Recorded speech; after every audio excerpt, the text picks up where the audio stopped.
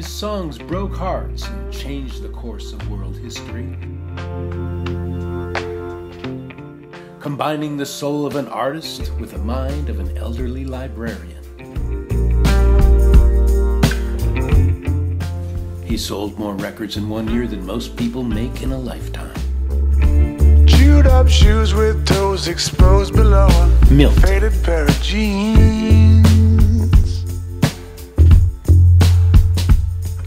He had nothing growing up, you know. He came from a poor working family. His parents were just doctors, and he was living in Larchmont, and at the time Larchmont was really pretty bad off. You know, it was one of the less wealthy suburbs in all of Westchester County. The first time, yeah, the first time I saw Milton play, it was in the Lower East Side. It wasn't a great gig. I didn't really want to be there, and it was in the bed of somebody's Chevy Silverado, and it was driving. Milton was always such a sweet boy. Milton and I first met on Eel Pie Island in 1974. He was face down in a pool of my own vomit. Well, I was the person who loved Milton when he wasn't famous, you know, when he wasn't a millionaire. Before the whole thing, with the coke, you know, and the heroin, and then the apple cider donuts, and the cat. Yeah, I mean, to be just, you know, 30, 35 years, no older than 40, and to be one of the biggest acts in the Greater Greenwood Cemetery area. I mean, you know, he was playing with Jeff Ayrick, he was playing with Pat Firth. I mean, at that point, there's just nowhere to go but down. Yeah, I remember the first time I met Milton. You know, he came barging into my studio one day. I mean, completely unannounced, completely interrupted a session I was doing with Rob Thomas. You know, and, you know, he comes in with that Miltonian swagger of his, you know, I mean, he's like he's a big dude, he's like 6'3", so he just comes barging in, and, you know, he's got his crew with him, you know, Aloe Black, Stevie Nicks, Long, and, you know, they all come in, and he gets up right in my face, he comes up to me, he's real quiet, he's like, "Hey, Pat, it's time, man, let's make a record together."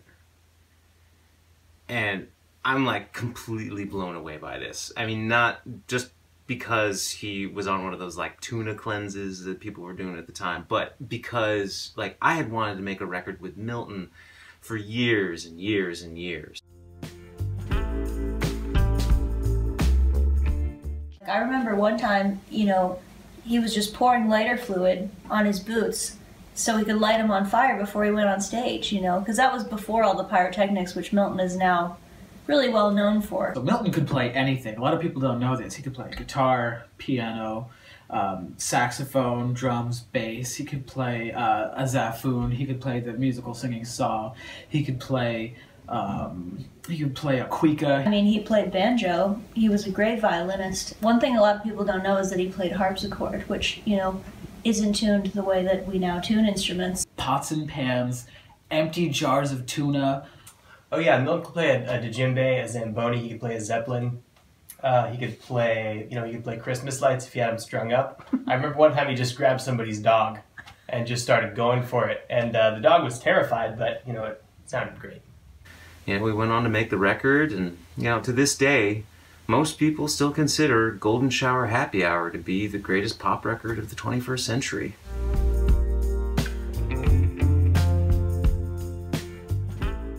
We go to the kitchen to just start doing some crack, and Emerald's back there somehow huffing nitrous off of his chopping block.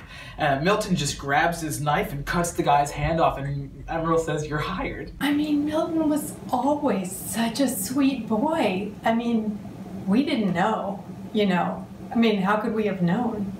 And you know, now he doesn't get a lot of credit for all the stuff that he really came up with. I mean, before Ozzy ever bit the head off a bat, I mean, Milton bit the head off his own bass player. Yeah, being a bass player in that band after that was pretty scary. So we met up with Johnny Greenwich, right? So we go over to we were at the spot, right? He's like, "Shut the fuck up, man, you gotta see this guy." You know, I was talking, everybody was talking, he was like, "Everybody shut up. You gotta see Milton play." And Milton just, you know, he was just tuning. And then he left.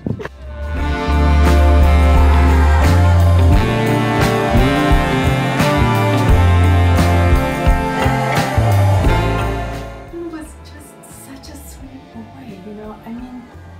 I mean, it's sad, but he was so sweet. I mean, even though it's sad.